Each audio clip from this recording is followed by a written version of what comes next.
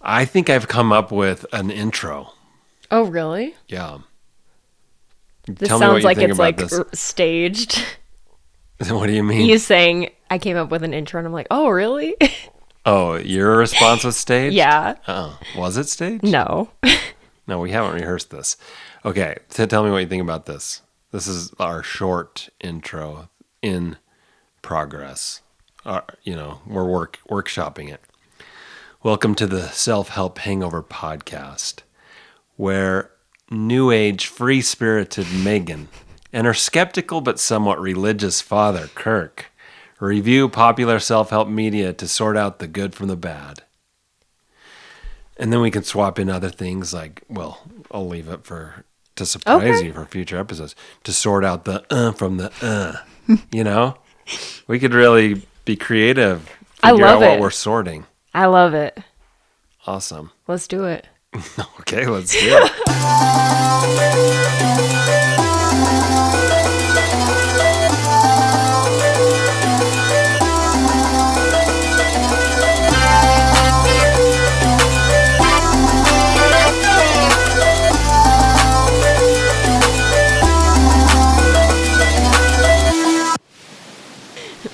What do you think about being called New Age free-spirited? I'm not sure. I mean, it's probably a good way to describe me. I honestly feel like I'm not as like, that makes me seem like very like hippie-ish or something. And I feel like I'm not that much, but I like it. So you don't think that you're hippie-ish? Do you think you're like surfer dudette? I honestly think I'm like neutral or something. You're totally neutral? Yeah. You know, I was talking to one of your former teachers, and I know exactly he what you're used to gonna say. tease you about, or talk about you as being like a surfer. Yeah, it was my seminary teacher, yeah. And he's been in my art class now for several weeks, and he's like, now I know where Megan got it. So apparently we both talk like surfers. That's interesting. Maybe it's just like we're kind of Western or getting closer to the coast. That's so I interesting. think he's from the East originally, like the South.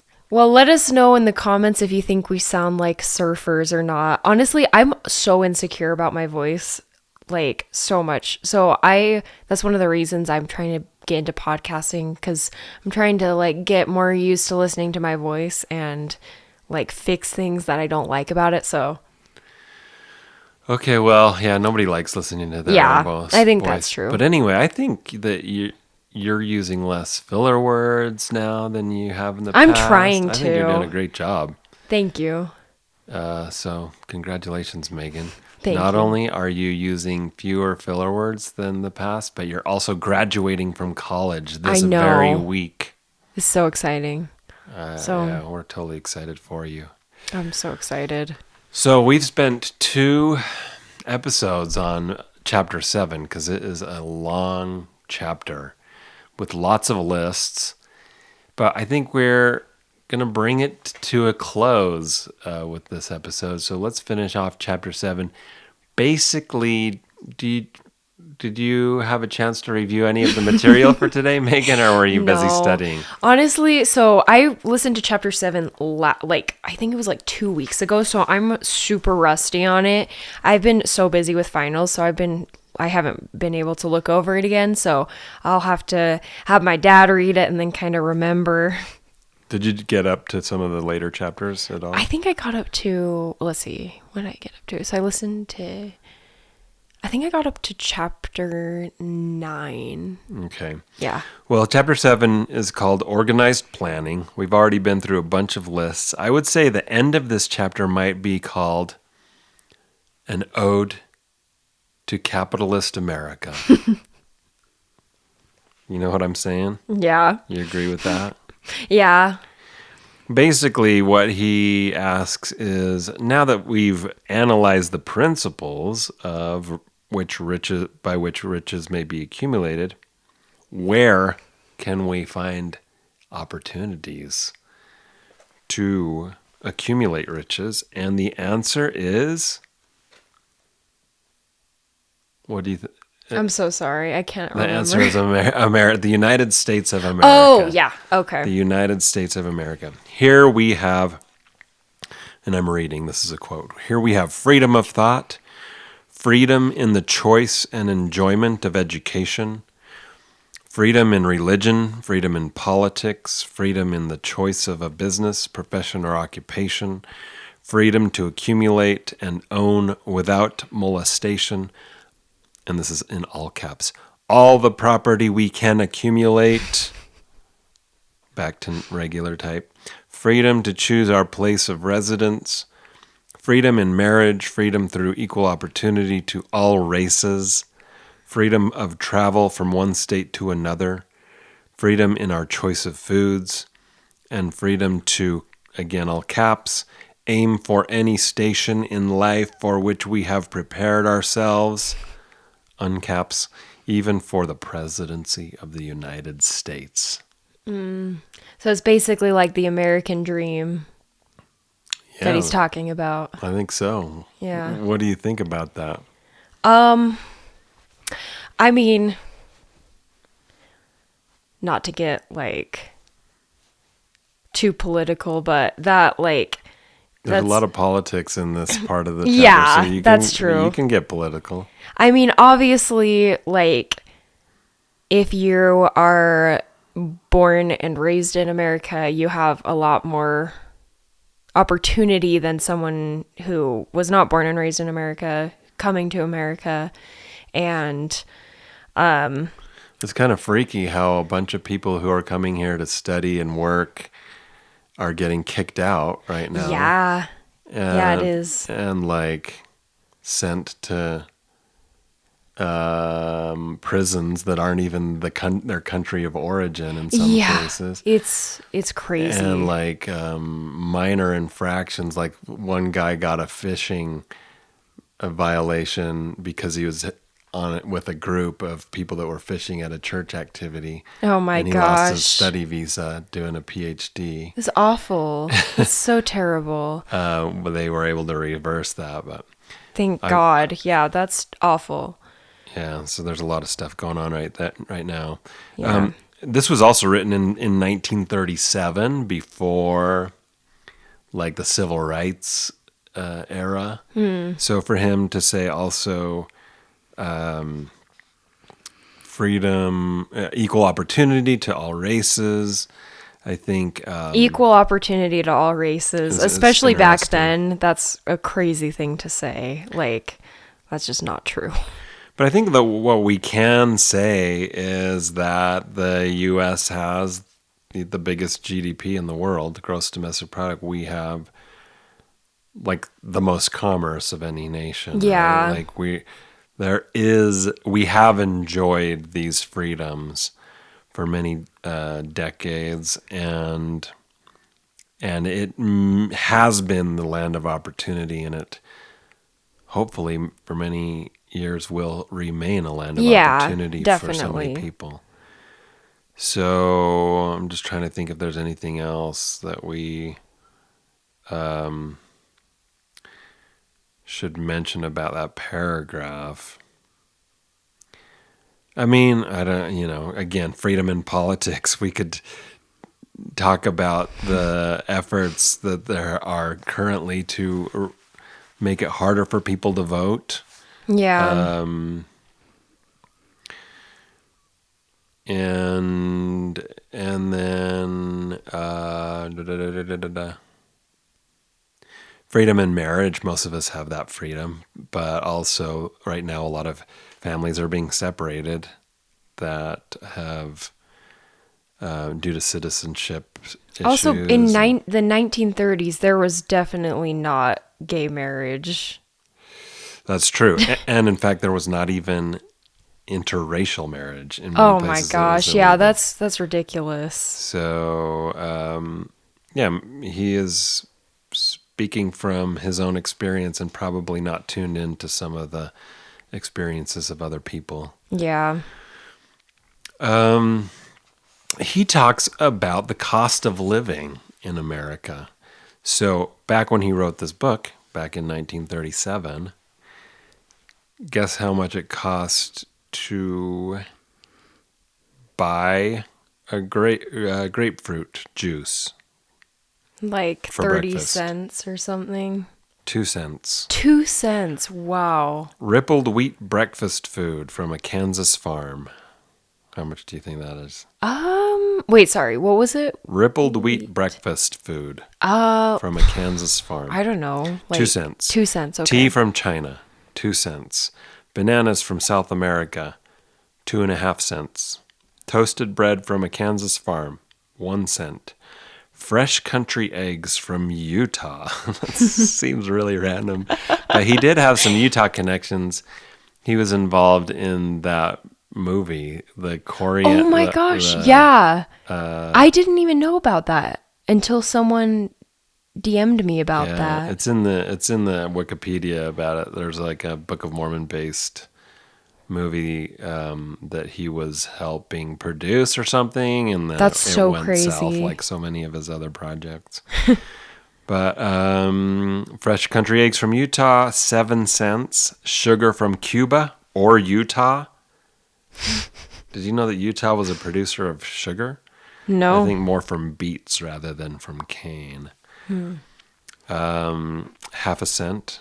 Butter and cream from New England, 3 cents. So the grand total for a breakfast in 1937 was 20 cents. Wow. That's crazy. He talks about shelter. How much do you guess that it would cost for an apartment in New York City at that time? For like monthly rent? Yeah. Man, I don't know. What do you think it is now? Like $2,000, $3,000, maybe more, 4. Yeah, I'm sure there's a huge range. Yeah, based on depending on where you are and what part of the island and stuff. Yeah. $65 a month in New York City. That's crazy. And he says the same apartment could be had for as low as $20 a month in other parts of the country. Wow. So that got me going down a little rabbit hole, and I went online and I found an inflation calculator. Guess how much a dollar was worth in today's money in 1937. So dollar in today's money in 1997? In 1937, when this book was written, I mean, how much, if you had a dollar then, how much would that be? It must have been like equal to now. Like a cent or something. No, I mean the other way. Oh, so like if Napoleon Hill had dollar in his mean, pocket, how many dollars in our pocket would we need to be as rich as Napoleon I'll say Hill was back then? Like $100, maybe? According to this website, it's $22. For a dollar. Okay. Does that so make you'd have to have a sense? 22. If you multiply 20-cent breakfast times 22, that's only like $4. That's a $4 breakfast. That seems that like doesn't super make cheap sense. for all of that stuff. Yeah, no, I don't believe that Like website it's like at all. Well, I mean, obviously egg prices are way higher right now, but even for eggs, it's like $6. Yeah, I was just trying to figure out over the last 100 years, how many years did it take for inflation to half the value of the dollar? Or, so Yeah. instead of $10, you would need $20. And I don't have a good answer, but it seems, well, according to this website that now I don't believe anymore, it averages out to 15 years or something. Now we've gone through some major high inflation the last 2-3 years. Yeah. So that's going to be kind of skewed, but it hasn't been it hasn't been like every 15 years kind of similarly. It's been like 11 years, 25 years. It just kind of depends on how the economy's gone during those different eras of the USA. So I'm just trying to figure out how much I need to raise the price of my artwork every year in order to keep ahead of inflation Seriously. and still let it be affordable for, people to buy it when they're getting Yeah. crunched by inflation. So it's kind of a trick. It is tricky. So America, land of the bold and the brave and the free and of opportunity. What is the secret to this, he says? Capital. Capitalism. Yes, capital. Now, he doesn't Capital. define it. According to his definition of capital, not does it only include money, but it also includes, quote, highly organized, intelligent groups of men who plan ways and means of using money efficiently for the good of the public and profitably to themselves. So it sounds like he's speaking to the white males in this chapter. Well, I think the whole book Is to the white males. It was an era where they all spoke to each other, right? Yeah. And I don't know. And anyway, have you thought about capitalism, Megan? How would you define it, first of all? Capitalism, I don't know if this is it's essentially, excuse me, low taxes, everyone, what you work for, it's the rich get richer because they don't have to pay taxes, they can have the money for themselves, and then less government funding essentially for lower class. Is that a good way of explaining it? I feel like I don't know a good definition. I think we should look it up just to get a good definition. I think when I think of capitalism, I think of investors. There are people that have money and they finance commerce by giving loans and stuff like that. Okay, here it goes. According to an AI overview, we'll see if we like this AI overview definition. Capitalism is an economic system where private individuals or businesses own and control the means of production, like land, factories, and capital, and where the production and distribution of goods and services are primarily determined by market forces of supply and demand, with a primary focus on profit. So it's kind of like monopolies that own everything, kind of.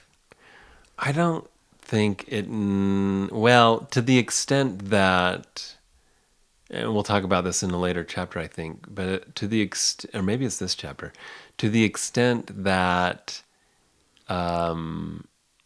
businesses are often bought up by competitors and become larger and have more control over the market, yes, that probably is a feature of capitalism. But doesn't it have to do, or I don't know if I'm wrong, but doesn't it have to do with taxes at all? Because it's when there's more government involvement, that's communism, when the government is completely involved, and then there's socialism when the government is not completely communism but not completely capitalism. Doesn't that have to do with it? Yes, I don't want to misspeak, but let me look it up, because I would say communism means that the government owns and controls commerce. Okay, according to this AI, actually this is a dictionary definition. Communism is a political theory derived from Karl Marx, advocating class war and leading to a society in which all property is publicly owned and each person works and is paid according to their abilities and needs. So basically, you don't own your house. Yeah. It's like everything is owned by like everyone kind of, and you just have what you need. The government owns the factories, the homes. There is no like right to property. Yeah. Yeah. And then socialism is where let's look it up again. A political and economic theory of social organization which advocates that the means of production, distribution, and exchange should be owned or regulated by the community as a whole. So it's like the goods and factories are owned by the community, or they're regulated by the community. Like some things are owned by the government, some things are owned by the people. Yes.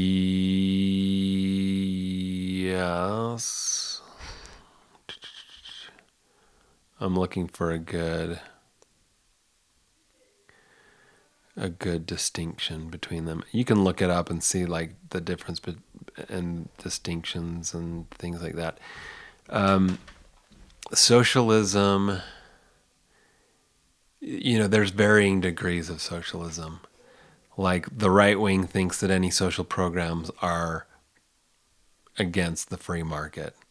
Like I personally think that we should have a regulated market with robust social programs. So I think there's like my ideal is there's like a balance between the free market and private ownership and like regulation on how much a company can throw junk into the rivers. Yeah, for and sure. Like how much can they gouge somebody on their loan interest rates and fees and so those kinds of regulations I think are good and important. And like without those regulations, sometimes things can get out of control. Like I would say the Great Depression and the Great Recession resulted from speculation that potentially could have been avoided with the proper regulations.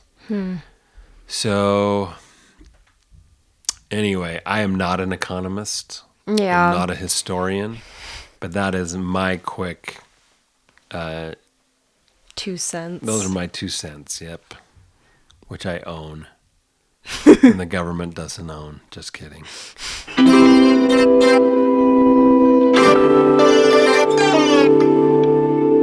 Let's do some advertisements really fast. Okay. So Do you have anything you want to advertise, Megan? We don't really have other advertisers, so we're just going to advertise our own stuff. Yeah. So I have another podcast that I don't very regularly post on, but I am planning on posting more episodes once I finish my degree.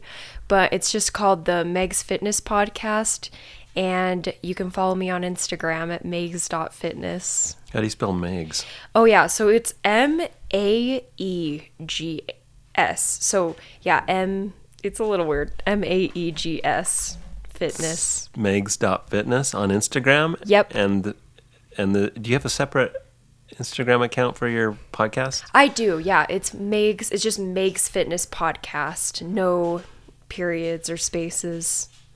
Do you want to advertise your training or anything? Yeah, so I'm a personal trainer. I've been doing it for over 5 years. So I do one-on-one training, and I do it in Payson. And then I also just teach fitness classes there. So if you ever are interested in personal training, feel free to DM me or reach out. All right. Let's get back to the program.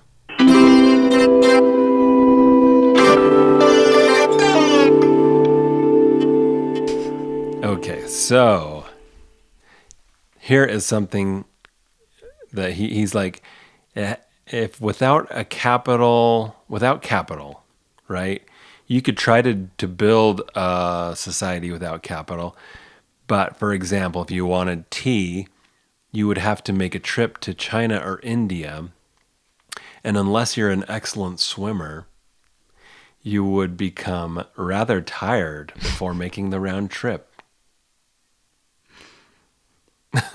Then, too, another problem would confront you. What would you use for money, even if you had the physical endurance to swim the ocean?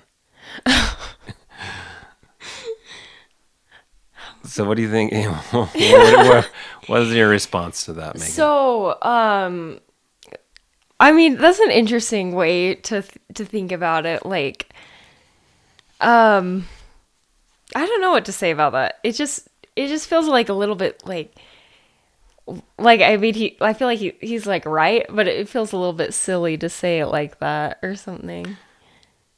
Yeah, I mean, he is basically saying there would be no infrastructure without capitalism. Yeah, And he yeah. did grow up, to be fair, in the industrial era where the infrastructure was being built by capitalists. Today, though, we can look at like China is kicking our butt in terms of like infrastructure, building high-speed railways, stuff like that. Yeah, and And they're built not on capitalist, yeah. right? Mm-hmm. So, So it's and not. I'm not saying I want to be like China. Yeah.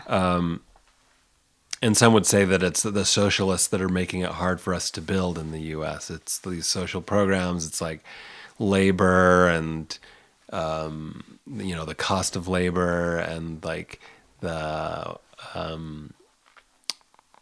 liability issues, all of that stuff that makes it super expensive and slow. Lawsuits, all of that stuff make it really slow to build in the U.S. today. So, but we are still a capitalist nation. Yeah. So to say that that's the only way that there would be any infrastructure, I think just not is true. not right. So, you might not have to swim to China after all.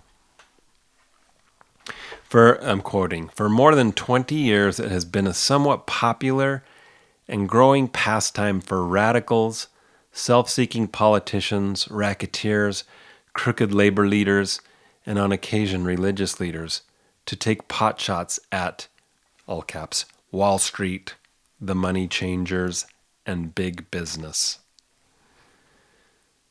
So he goes on a bit of a anti-union rant.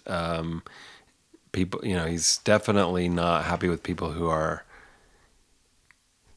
critical of capitalism. He says that that labor leaders and politicians have joined to take riches away from industry by organized force of numbers instead of the better method of giving a fair day's work for a fair day's pay.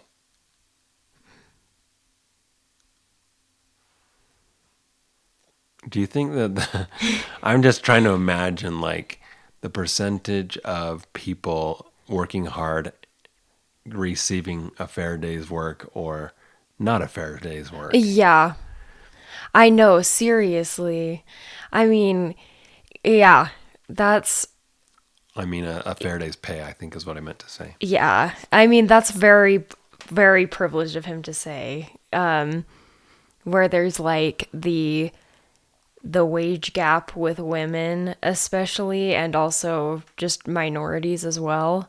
I think that's just coming from a very privileged place for him to say. Yeah, so this was in 1937. They had established certain labor laws, but hadn't totally gotten around to enforcing them well, from what I've read. Okay, but it's the year before. 1937 was when he wrote this. In 1938, the laws were passed to reduce the workday to an 8-hour workday. Oh, interesting. Yeah. Okay. And there was minimum wage instigated for the first time. And also, didn't they have like 1938. child laborers too, like during the Industrial Revolution? Yep, 1938, they put into practice some Some child labor child laws, yeah. So it feels like there's this kind of this swelling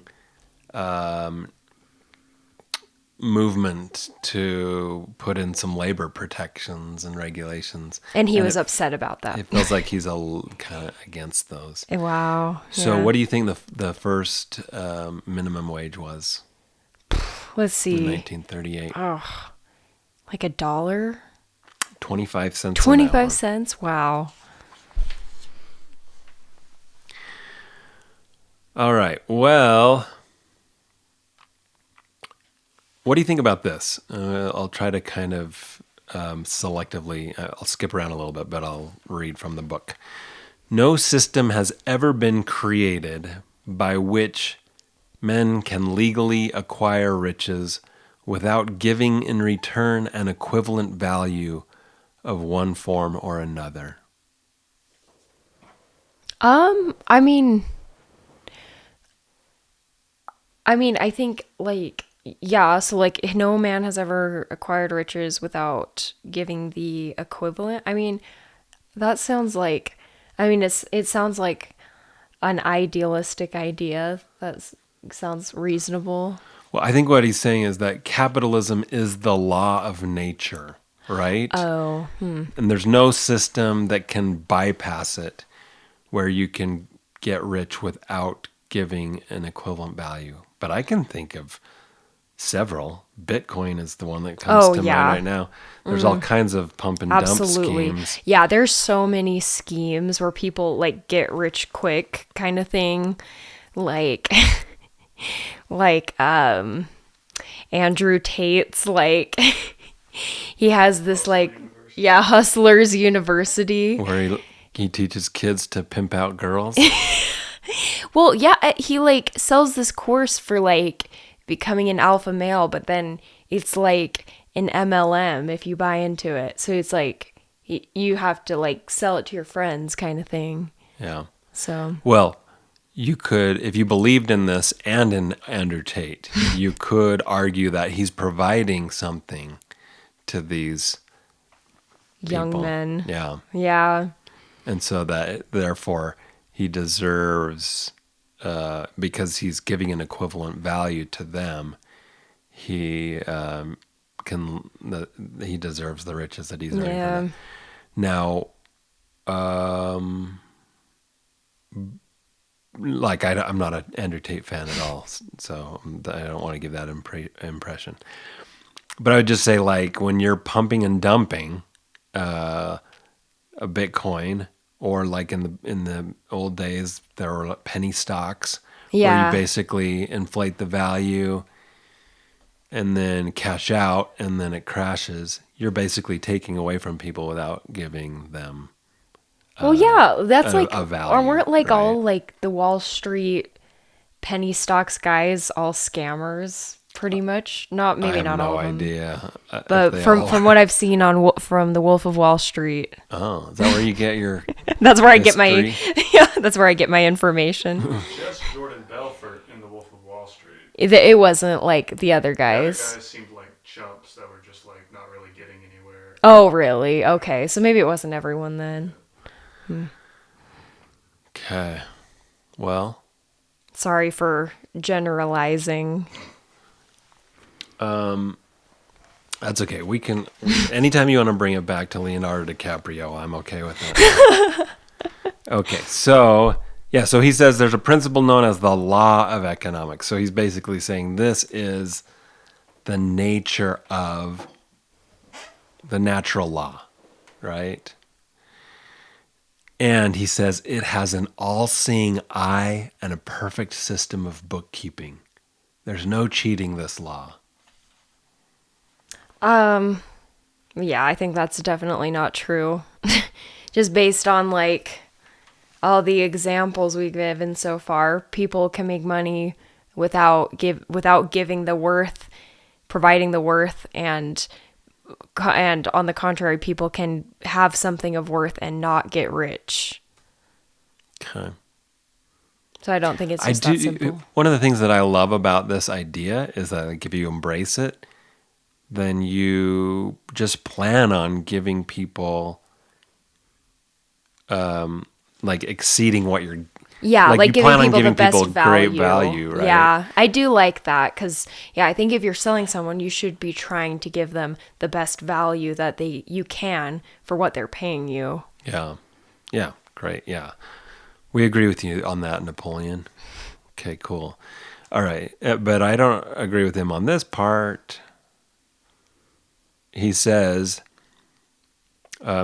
most people living in America like this country, its capitalistic system and all, etc., etc.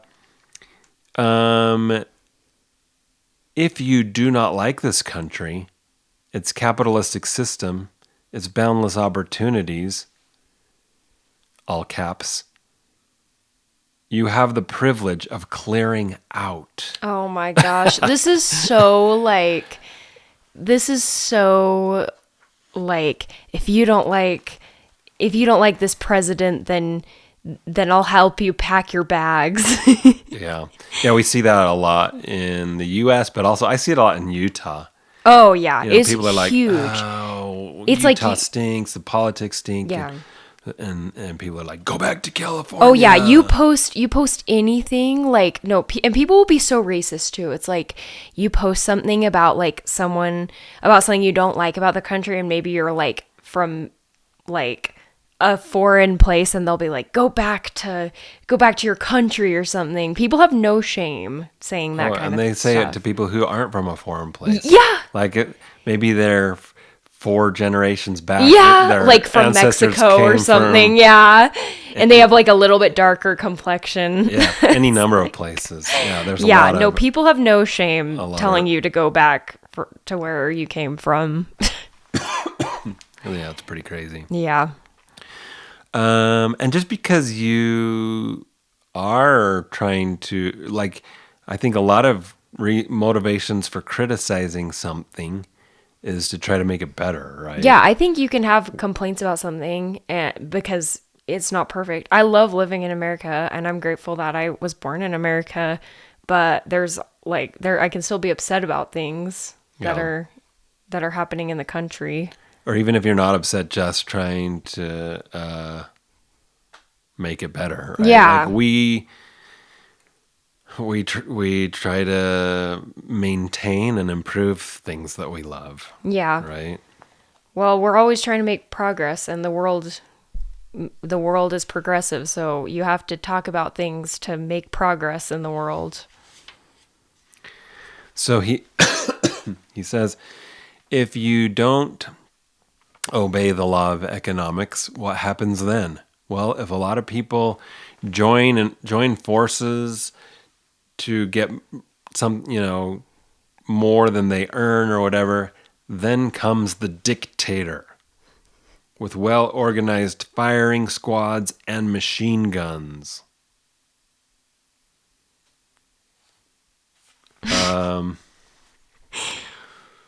Yeah, we are lucky. We're lucky to have not had a dictator.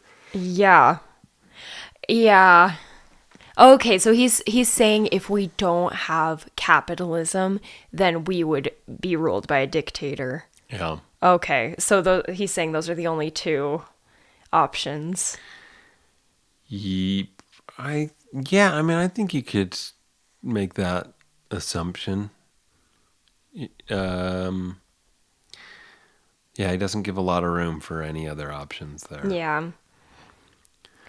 I mean, yeah, I think that's a big concern. Like a lot of people are worried about America becoming a communist country, and I think that a lot of people don't want to stray from capitalism because they don't want to live in a communist country. So yeah, a lot of people are talking about Marx these days. Yeah. Right? Marxist. Oh yeah. This, Marxist, that. The universities are Marxist. Oh yeah. Healthcare. Like, we've had a public school system for a long time. I didn't research this, but we've had a public school system for a long time, and that's a public service. We've had an interstate highway, federal highway system, which allows for commerce for a long time. That's a social program. We've got insurance for when you are old.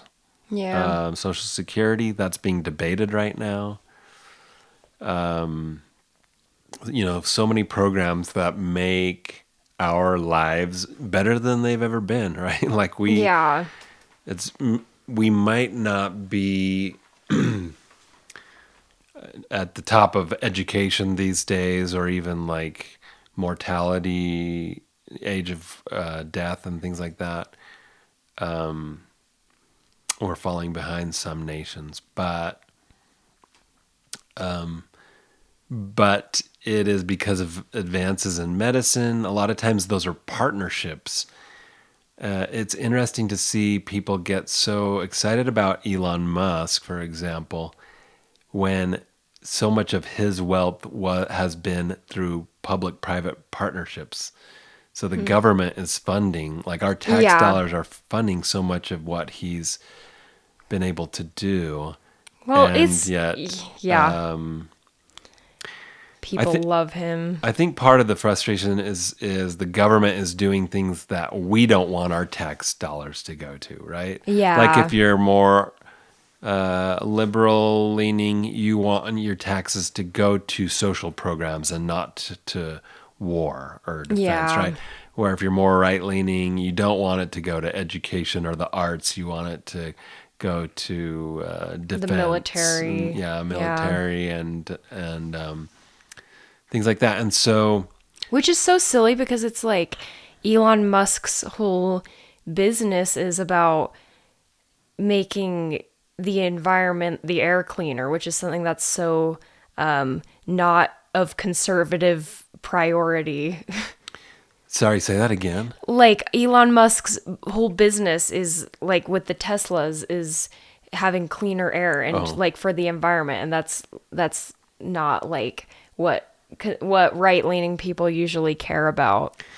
Yeah, it'll be interesting to see how much the anti-Elon sentiment will hurt Tesla and Yeah. the value of that company and the sales. What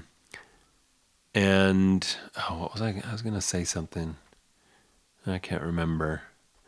But I was going to say there's been some people have floated the idea of being able to kind of earmark where your taxes go to. So if you could pay taxes and say, I want them to go to education, Oh, that's interesting. the humanities and stuff, then people might be more motivated to Pay taxes if 'cause- they know where it's going towards. right, if it's going towards something that they believe in. That's an interesting idea. I don't know if that's practical, if it'll ever happen, but Yeah. I thought it was at least an interesting idea. Yeah, that's cool. Well, I think that's it. Is there anything else that we want to say about America, capitalism, organized planning? Let's see. I don't think so. Not that I can think of.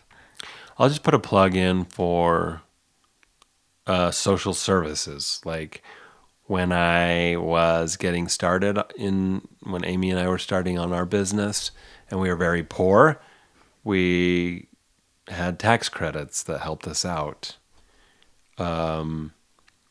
When we had COVID, right? There was a business a business reimbursement for payroll to keep businesses in running, and we took advantage of that. And we pay during our good years. We pay a lot in Yeah. taxes. So I don't like. Sure, I don't want to pay more than I need to because I have my own goals that I want to accomplish with my, Yeah. the money that I have, the resources that I have. But also I try to pay taxes with a good attitude and realize that like these roads that I'm driving on to take our org across the country Yeah. or whatever, they are, it takes money to keep those in good condition. And, the internet infrastructure, all of that stuff that I rely on was also built as public-private partnership. Like, there's so many things that make our lives better that have been not strictly socialist and not strictly capitalist, but compromise. So that's it. Awesome. Well, thanks for listening, you guys, and we will see you for the next episode, Chapter 8.